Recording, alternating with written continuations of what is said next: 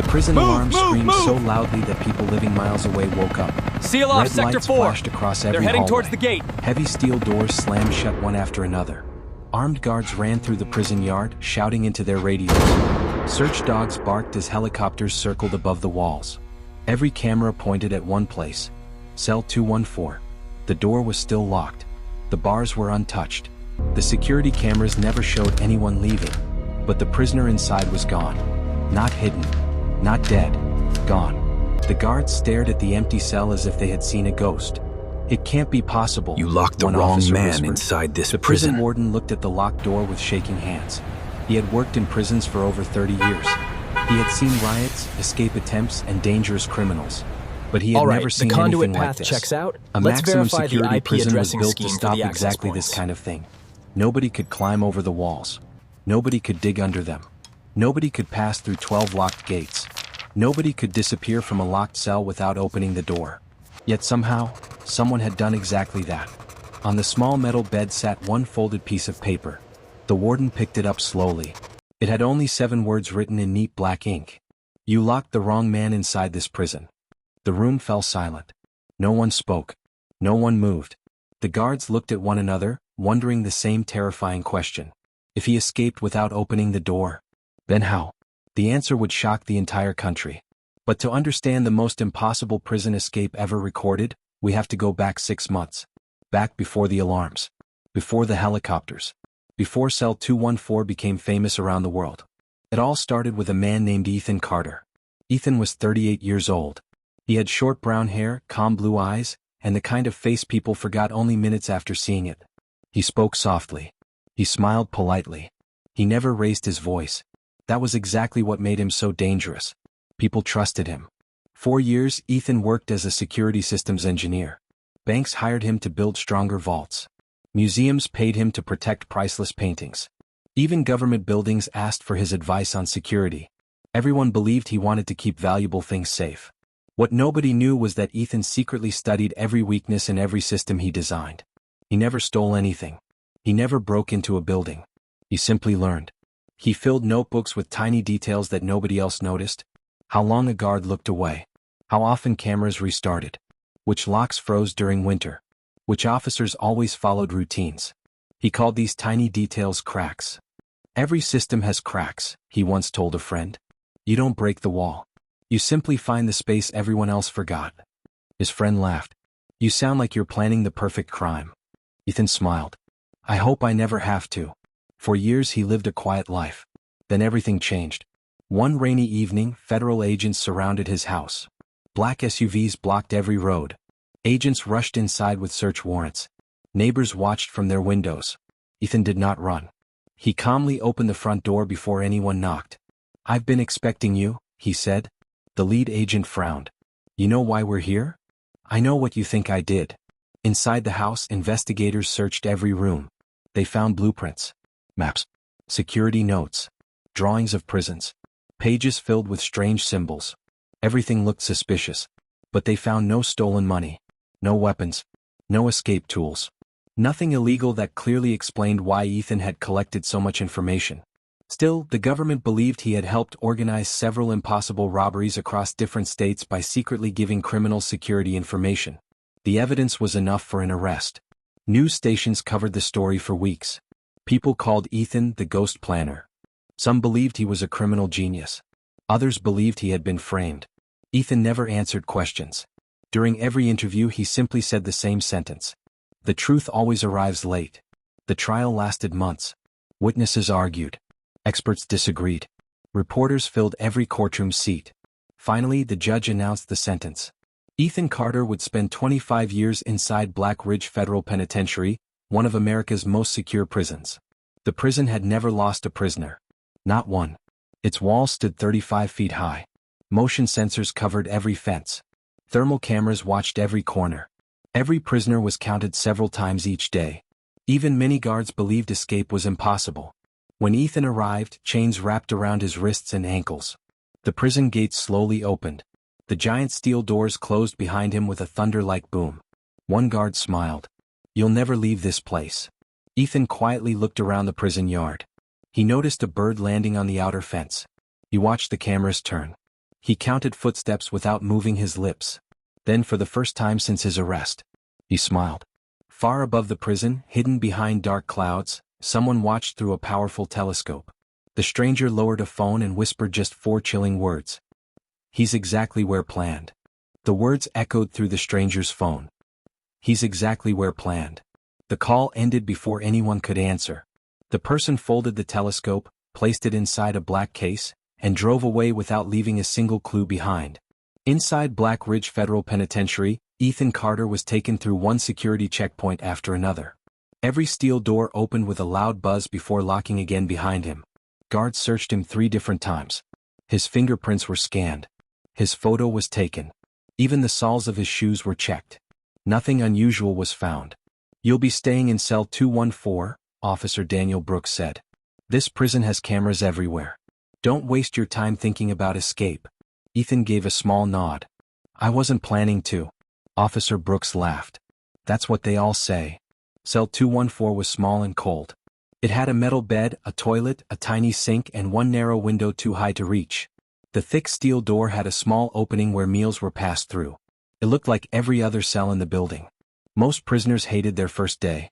Ethan simply looked around. He counted the screws holding the bed to the floor. He noticed the soft humming sound from the air vent. He watched the shadow from the hallway lights move across the floor every few seconds. He was learning. Days turned into weeks. Ethan never caused trouble. He followed every rule. He never argued with guards. He never joined prison gangs. He never asked for special treatment. The officers began calling him the quiet one. But while everyone believed Ethan was adjusting to prison life, he was studying everything around him. He noticed that breakfast arrived at exactly 6:15 every morning. The prison count happened at 7 o'clock. The lights dimmed for 3 seconds every night before the backup generators tested themselves. One camera outside cell 214 made a tiny clicking sound every 22 minutes as it reset its focus. No one else noticed. Ethan noticed everything. During exercise hour, he walked the yard slowly instead of talking with other inmates. Some prisoners laughed at him. Others ignored him. One afternoon, a large inmate named Marcus Reed stepped in front of him. Marcus was known for starting fights. "I've been watching you," Marcus said. Ethan stayed calm. "Have you? You think you're smarter than everybody?" "I think everybody has something to teach." Marcus frowned. "You making fun of me?" "No." Marcus shoved Ethan hard. Several prisoners stepped back, expecting a fight. Officer Brooks reached for his radio. Ethan could have hit Marcus. Instead, he picked up the book that had fallen from his hands. "It isn't worth it," Ethan said. Marcus stared at him. Nobody had ever reacted like that. Without another word, Marcus walked away. The guards looked surprised. That evening, Officer Brooks spoke to the warden. "He's different." The warden nodded. "Sometimes the quiet ones are the hardest to understand." Weeks passed. Winter arrived. Cold winds blew across the prison yard. Snow collected along the fences. Inside the prison library, Ethan borrowed the same kinds of books again and again. Engineering, history, mathematics, even old books about famous prison escapes. The librarian joked, "Planning something?" Ethan smiled politely. "I enjoy solving puzzles." One night, while returning from the library, Ethan noticed an elderly maintenance worker replacing a light fixture. The man accidentally dropped a small screw. It rolled across the hallway. The worker sighed. "My old eyes aren't what they used to be." Ethan bent down, picked up the screw and handed it back. "Thank you," the worker said warmly. "You're welcome." It seemed like an ordinary moment. No one thought about it again. But Ethan did. Months continued to pass. The guards trusted him more than most inmates. Officer Brooks sometimes stopped to chat during evening rounds. "You've been here 4 months," Brooks said one night. "Feels longer," Ethan answered. "You ever think about life outside?" "Every day." "You miss freedom?" Ethan looked through the tiny window. "I miss choices." Brooks nodded quietly before continuing his rounds. As soon as the footsteps faded away, Ethan sat on his bed and opened the small notebook the prison allowed him to keep. Most of its pages contained simple drawings. Boxes, lines, numbers. Nothing that looked suspicious. But hidden inside the drawings was something else. Each page marked times, distances, sounds, tiny details collected over months. A puzzle was slowly becoming complete. Across the prison, another inmate watched Ethan carefully. His name was Tyler Grant. He had noticed Ethan's strange habits for weeks. Late one evening, Tyler quietly whispered through the bars separating their cells. "What are you really doing?" Ethan closed his notebook. "Trying to understand the prison." Tyler laughed. "Why?" "Because every place tells a story." "And what's this place saying?" Ethan looked toward the dark hallway. "It says everyone is looking at the walls." Tyler frowned. "So? They've forgotten to watch something else." Before Tyler could ask another question, the prison lights suddenly went out. Darkness swallowed the entire building. Emergency alarms exploded through the halls. Backup generators failed to start. For the first time in Black Ridge's history, the prison had gone completely black. Then, from somewhere deep beneath the prison, a massive explosion shook the ground. The explosion shook the prison so hard that dust fell from the ceiling. Prisoners grabbed their beds to keep from falling. Guards reached for their flashlights as emergency alarms screamed through every hallway. Nobody had ever seen Black Ridge lose all its power. Officer Daniel Brooks switched on his flashlight. The narrow beam cut through the darkness. "Everyone stay in your cells," he shouted. Metal doors echoed with prisoners yelling questions. "What happened? Is this an earthquake? Open the doors." No one received an answer. Deep below the prison, maintenance workers were already running toward the underground utility tunnels. A water pipe had burst after the explosion, flooding part of the lower level.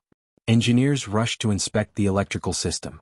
Within a few minutes, the backup generators finally came to life. The lights flickered once, twice. Then the prison was bright again. The warden immediately ordered a full inspection. "Check every gate, every camera, every lock," he commanded. Teams of officers searched the entire prison from top to bottom. To everyone's surprise, nothing seemed wrong. Every prisoner was still inside. Every gate was locked. Every security camera was working again. The explosion remained a mystery. When Officer Brooks reached cell 214, Ethan was sitting calmly on his bed with a book open in his lap. "You seem awfully relaxed," Brooks said. Ethan closed the book. "Panicking doesn't solve problems." Brooks studied him for a moment. "You hear the explosion?" "Everyone did." "What do you think caused it?" "I don't know." It was a simple answer. Too simple. Brooks walked away, but something about Ethan's calm face stayed in his mind. Later that day, prison investigators questioned dozens of inmates. No one admitted seeing anything unusual. The official report blamed an old gas pipe beneath the prison. Most people accepted that explanation. Ethan did not. During exercise hour the next afternoon, he slowly walked around the yard as he always did. His eyes moved from one corner of the prison to another. He noticed fresh dirt near a maintenance building. A repair truck had arrived. Workers were replacing damaged pipes. The explosion had changed more than people realized. One of the underground maintenance tunnels would remain open for several days. Ethan quietly looked away before anyone noticed his interest. That evening, Tyler Grant whispered again through the bars. "You knew something." Ethan looked up. "What makes you think that?" "You weren't surprised." Ethan smiled faintly. "I've learned something about surprises." "What?" "They're usually planned by someone." Tyler lowered his voice. "You mean that explosion wasn't an accident?" "I didn't say that." "But you think it?" Ethan gave no answer. Silence filled the hallway. The next morning, Officer Brooks found something strange during his rounds. Cell 214 looked exactly the same as always. The bed was perfectly made. The sink was clean. The floor had been swept. But one tiny screw was missing from the metal frame under Ethan's bed. Brooks frowned. He searched the cell carefully. The screw was nowhere to be found. "Did you remove this?" Brooks asked. Ethan looked at the bed. "I didn't even notice." Brooks called maintenance anyway. The missing screw was replaced within minutes. "It was probably loose," the maintenance worker said. Brooks nodded, but he wasn't convinced. That night, the warden increased security across the prison. Extra guards were assigned. More patrols walked the hallways. Camera footage from the blackout was reviewed again and again. Nothing suspicious appeared. It was as if the prison itself had swallowed the truth. Days passed. Then something even stranger happened. A package arrived for Ethan. Every item entering Black Ridge was inspected carefully. Inside the package were only 3 books approved by prison rules. The officers flipped through every page. Nothing was hidden. Nothing looked unusual. The books were handed to Ethan. He thanked the guard and carried them back to cell 214. As soon as he was alone, he opened one of the books. Between 2 pages was a tiny pencil mark. Most people would never have noticed it. Ethan did. His eyes became still. It wasn't a sentence. It wasn't a drawing. It was only a small circle beside a single printed word. To anyone else it meant nothing. To Ethan it was a message. He quietly closed the book. For the first time since entering Black Ridge, his heartbeat became just a little faster. Somewhere outside these walls, someone was helping him. The next morning, Warden Samuel Hayes received an urgent phone call from federal investigators. "We've intercepted encrypted messages," the agent said. "They mention Black Ridge." Hayes stood up. "What kind of messages?" "We don't know yet. But we believe someone outside the prison is communicating with an inmate." The warden's face hardened. "Lock down the prison." Within minutes, alarms sounded once again. Every inmate was ordered back into their cells. Mail deliveries stopped. Visits were canceled. Search teams entered every housing block. Officer Brooks unlocked cell 214 with 2 armed officers beside him. "Ethan Carter," he said firmly, "stand against the wall." Ethan obeyed without a word. The officers searched every inch of the cell. They checked the mattress, the sink, the toilet, the air vent, the books. Then Brooks opened the newest book. The tiny pencil mark was gone. He turned every page again. Nothing. No message. No code. No hidden note. It was completely clean. Brooks slowly looked up at Ethan. "You've got excellent timing." Ethan met his eyes. "Timing," he said softly, "changes everything." Before Brooks could respond, a frightened guard came running down the hallway. "Warden, you need to see this." "What is it?" Hayes shouted. The guard could barely catch his breath. "We've just checked the prison surveillance." He swallowed hard.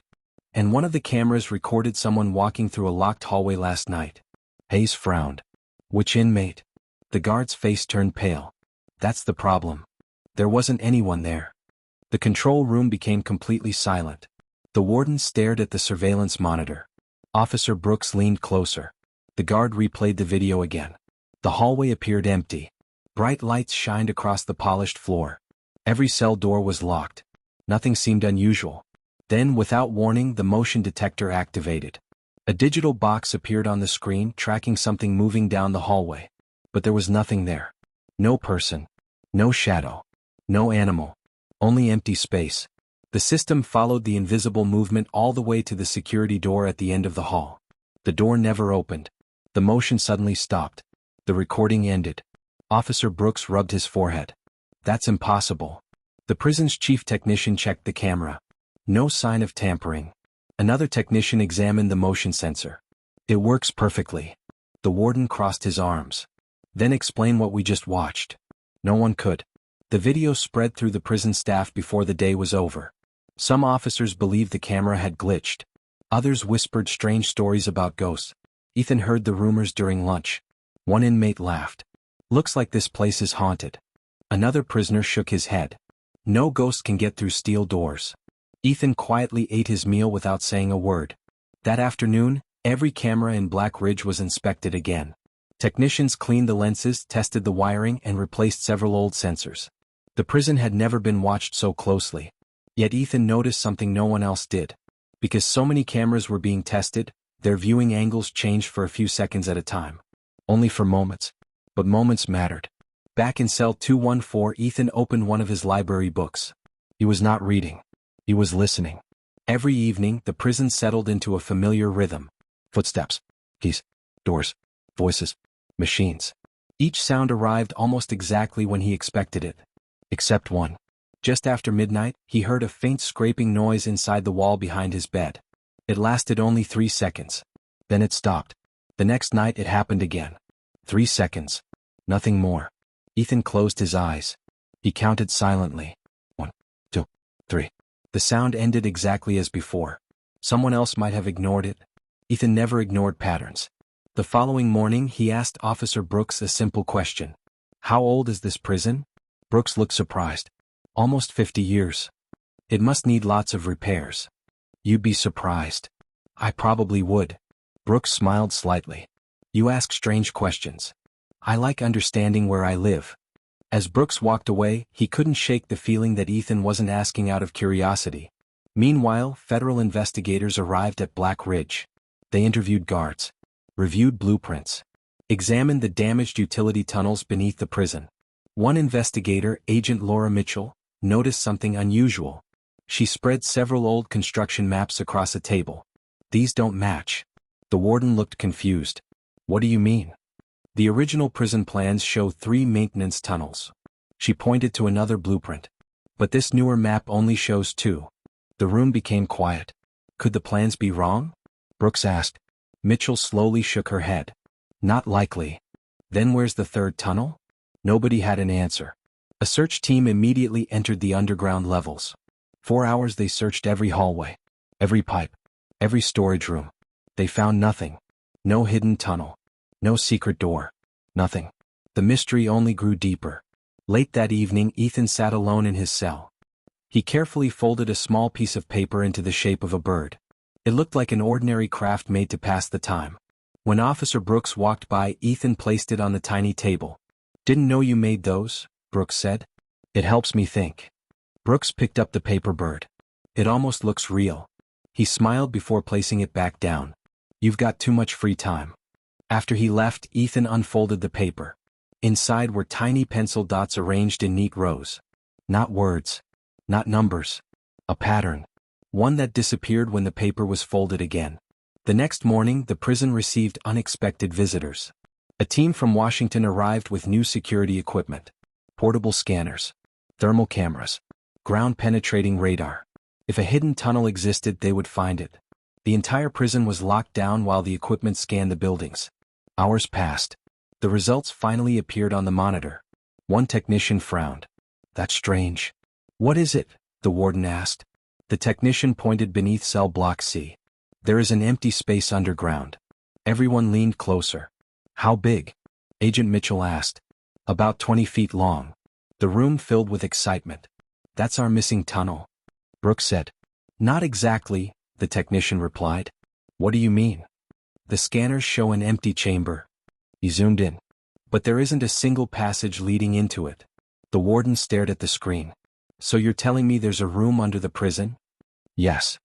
With no entrance? The technician nodded slowly. As far as the scanners can tell, yes.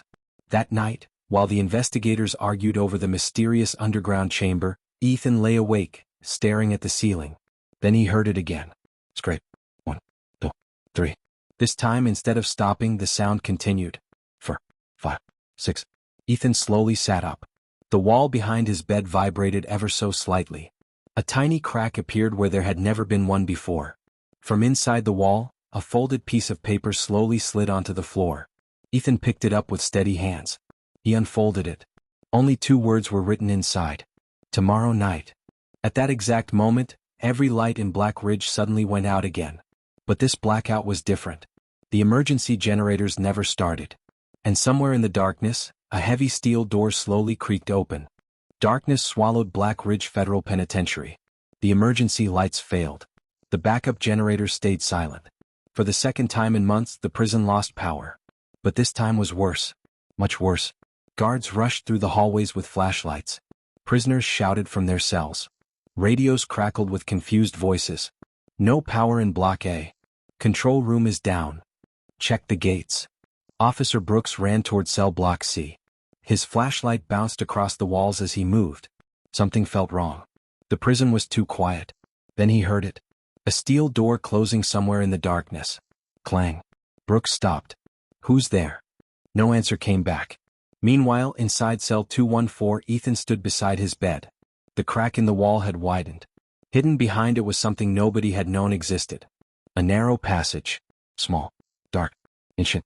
The missing tunnel. The tunnel that had vanished from the prison blueprints decades earlier. Long before Black Ridge became a prison, the land had belonged to a mining company. Workers had built service tunnels beneath the hills. When the prison was later constructed, most of the tunnels were sealed and forgotten. Most, but not all. One tunnel had remained hidden inside the walls. And someone outside had discovered it. Months earlier, Ethan's mysterious ally had found old construction records buried in public archives. They had learned about the forgotten tunnel and secretly created a plan. The explosion months ago had not been meant to destroy the prison. It had been meant to weaken the old wall surrounding the hidden passage. Every strange event afterward had served one purpose. To prepare for this night, Ethan stepped into the narrow tunnel. For the first time in 6 months he was outside his cell. Yet no lock had been picked. No door had been opened. The cell itself remained locked exactly as before. Anyone looking inside would still see an untouched room. Ethan moved quietly through the darkness. The tunnel twisted beneath the prison foundations. Water dripped from old pipes overhead. Dust filled the air. After several minutes, he reached a hidden chamber beneath cell block C. The same chamber discovered by the scanners. The room with no visible entrance. Because its entrance had been hidden behind the wall of cell 214 all along. Ethan smiled. Every system has cracks. Far above him, chaos spread through Black Ridge. Technicians struggled to restore power. Federal agents searched every building. No one suspected that the escape was already happening beneath their feet. Then everything changed. As Ethan crossed the chamber, a flashlight beam suddenly appeared. "Don't move." Ethan froze. Agent Laura Mitchell stepped from the shadows. She was not alone. 2 armed officers stood beside her. Mitchell had noticed something nobody else had. The scanners showed an empty chamber. But Ethan had shown no surprise when lockdowns increased. No fear. No frustration. She had trusted her instincts. And they had led her here. "It's over, Ethan," she said. For a moment, neither moved. The chamber became silent. Then Ethan surprised everyone. He laughed. Not loudly. Not wildly. Just a small laugh. "You finally found the right place." Mitchell frowned. "What does that mean?" Ethan pointed upward. "Look." The officers glanced toward the ceiling. At that exact moment, power returned across the prison. Lights flashed back on. Alarms restarted. Radios came alive. The entire prison focused on one emergency message. A prisoner had escaped. Cell 214 was empty. The warden himself had confirmed it. Mitchell's eyes widened. She turned back toward Ethan. But Ethan was still standing exactly where he had been. Not running. Not fighting. Not escaping. The truth hit her all at once. "Wait." Ethan nodded. "You finally understand." The prisoner who had escaped was not Ethan. Months earlier, Ethan had discovered something shocking while studying the prison. Another inmate had been secretly communicating with a criminal organization outside the prison. That inmate planned to escape through the forgotten tunnel. The mysterious messages. The blackouts. The hidden notes. None of them had been meant for Ethan originally. He had simply